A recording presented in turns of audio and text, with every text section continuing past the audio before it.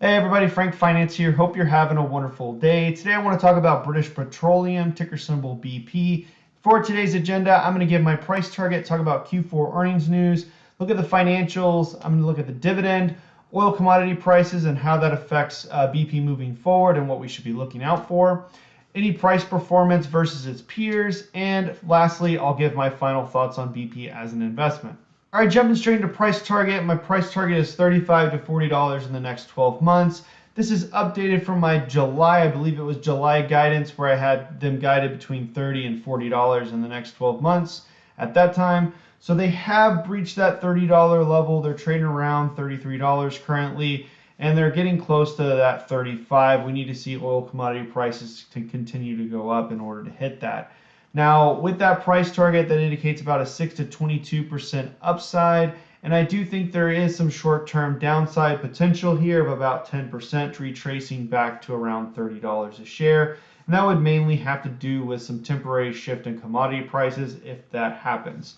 So that's my price target for the next 12 months. All right, so for Q4 of 2021, BP reported $1.23 earnings per share compared to $1.14 by the analyst, and they beat by 9 cents there. On the revenue side, they reported $52.24 billion in revenue, and I didn't put the analyst expectations or estimates on here because they seemed right off. Very off. They were about 26 billion compared to what they reported at 52, and I believe that had to have been a typo, so I didn't want to put any miss or beat. My belief is that this was right in line with analyst expectations. All right, so a few of the highlights from the quarter. So BP announced a dividend of $5.46 per ordinary share in March of 2022. So that's going to be a pretty decent increase, around 30%. We'll talk a little bit more about the history of that a little bit later on.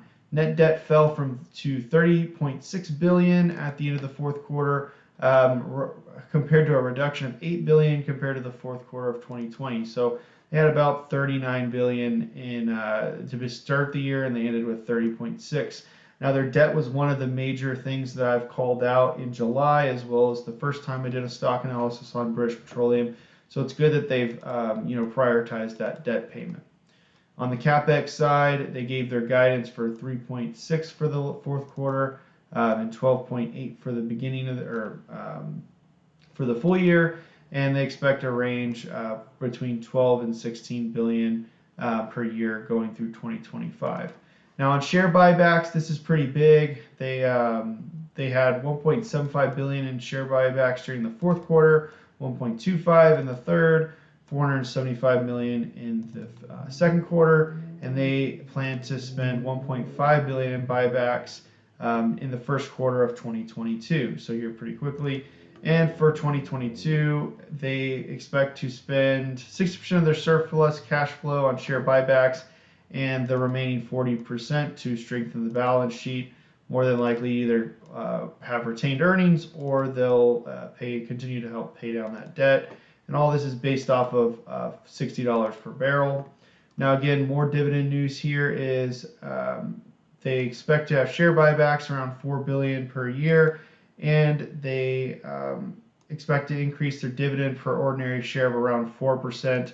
Looks like 4% annually through 2025. So if you're expecting to get back to 8% $8 anytime soon, that's not going to get there. BP has executed a share buyback of 500 million to offset the expected full-year dilution from vesting of awards under employee share schemes in 2022. So by doing that, they're going to avoid some share dilution. So overall, all in all, those are really good things for the quarter. All in all, really looks like BP's on the right track in terms of from a financial perspective. Now they still, again, they start to come down here, integrated energy company. They're trying to separate themselves from oil, so they're still making those steps into, they're not planning on producing, and their guidance for the next year was to remain flat. So just keep that in mind. Another thing I just want to throw out there, if we do jump into the financials just for a second, if we look at their revenue over the last few quarters, again, we're looking at, this is not the last quarter, it was around 52 billion. Going back to December of 2019, they had about 70 billion in revenue in that quarter and throughout the remainder of that year. So if we're looking year over year, they are going to, from a revenue perspective, they're not going to be bringing nearly in as much revenue moving forward, it looks like. So let's say they have 52 billion, they're going to be bringing in close to, over 60-80 billion dollars less in total revenue. Now, the good news is when we look down at their net income, again, for this quarter, it was around 2 billion.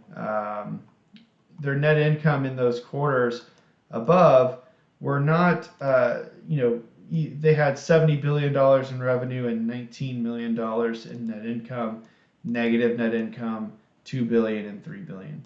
So if they're able to have these great returns that they've had in the last two or three quarters, and they're able to minimize these down ones, we could see some really good returns, really strong balance sheet for BP moving forward.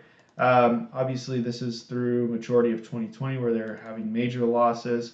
But again, my point is that with their good returns, if oil stays high, we could see some really good returns out of BP moving forward. Now, it took me a little bit to figure this out, but they had to explain it to me in their earnings. But basically, net debt is not as good as it seems. They are trying to, I don't really like the way this is reported. They're basically saying their finance debt is at $61 billion, but less their cash and cash equivalents.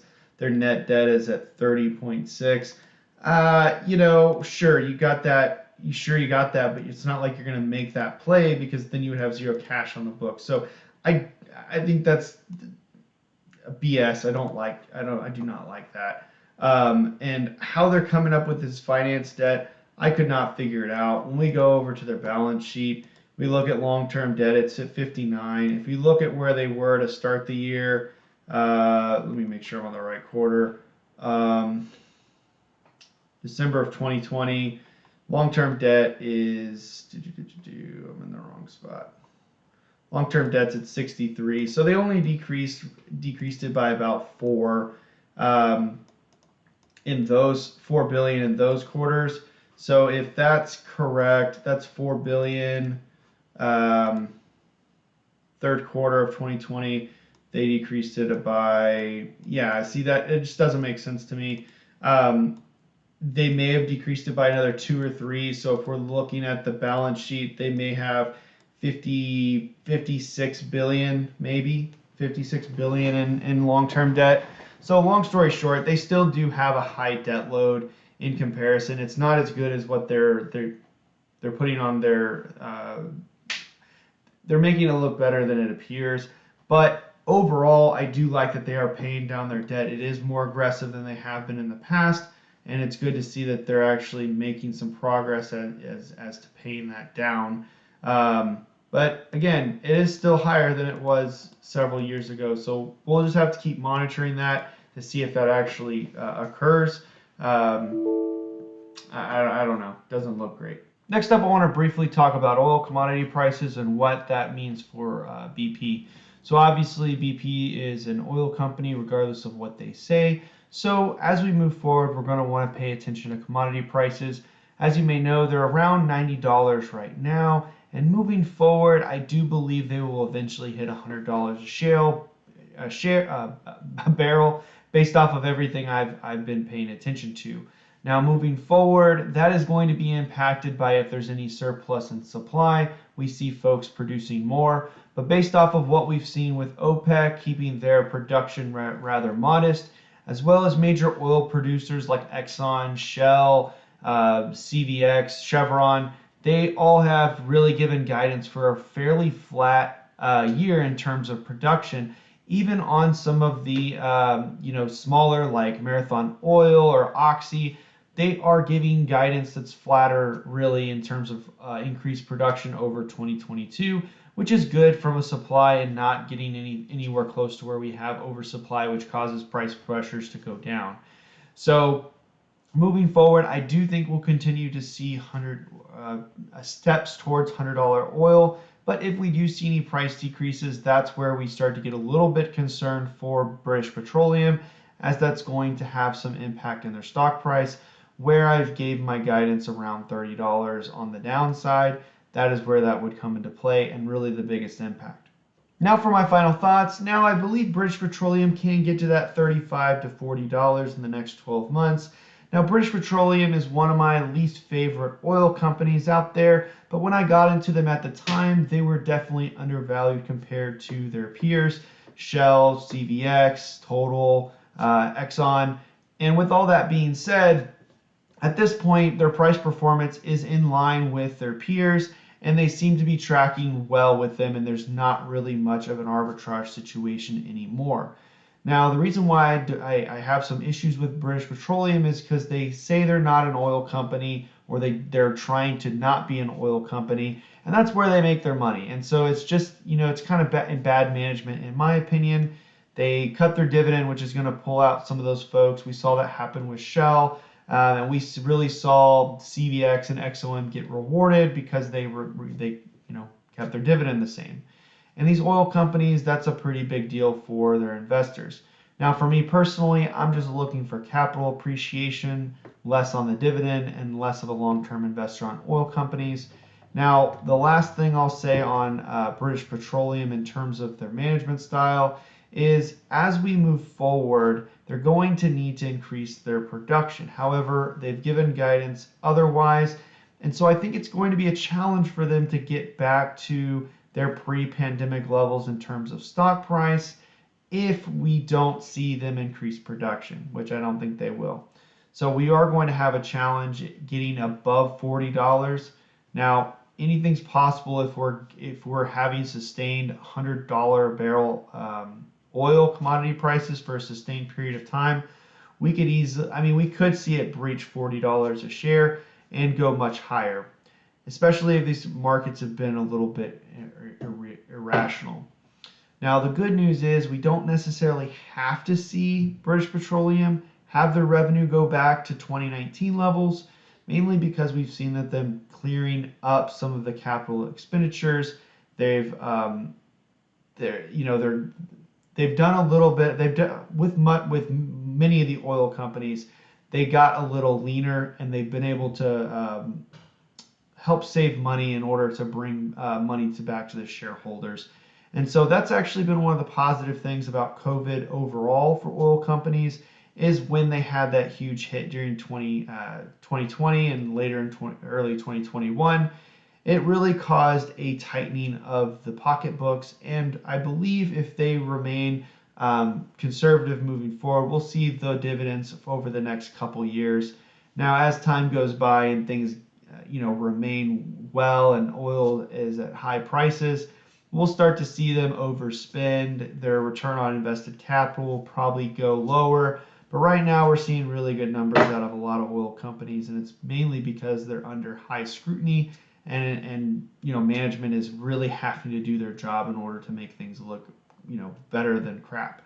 So at the end of the day, British Petroleum right now is still a hold for me. I think at $35, we're going to have to pay attention to see whether or not I really want to get out or not. I've said in the past, really this is going to be based off of momentum on where oil commodity prices are going. I don't think much of this is going to be in British Petroleum's hands at the expense of prices at the pump. Increasing oil commodity prices for oil investors is a great thing, because it's going to bring increased profits for us. So all in all, right now British Petroleum seems like a good investment. For new investors into British Petroleum, that is going to be I would be on the fence. I think there may be better opportunities at this point. British Petroleum is going to be one of the lower ones. The reason why I got into them is because there was some price arbitrage when I jumped into the name. And at this point, there's not enough buffer for me to want to enter or add to this position. So that's where I am at personally. People could feel a different way about that, but that's for me personally. If you like this type of content, please consider subscribing. I do videos on personal finance, investing, and stock analysis. My name is Frank Finance, out.